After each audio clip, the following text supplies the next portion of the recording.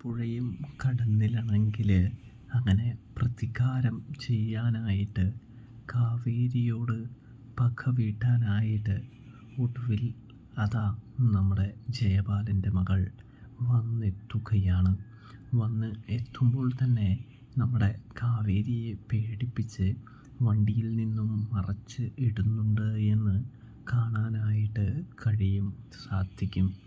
ഇതേ സമയമാണെങ്കിൽ കാവേരി നേരെ തിരിച്ച് അതേ പ്രയോഗം നടത്തിയിട്ട് ഒരു കൈസഹായം വേണോ എന്ന് ചോദിക്കുന്നത് കാണാൻ സാധിക്കും.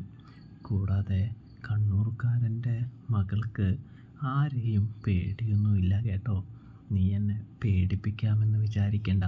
ഒരു പൊട്ട കാറ് കൊണ്ടുവന്ന് ഈ അരവിന്ദൻ്റെ മകളെ പേടിപ്പിക്കാൻ മാത്രം നീ ആയിട്ടില്ല എന്ന് പറയുന്നത് കാണാനായിട്ട് സാധിക്കുന്നു.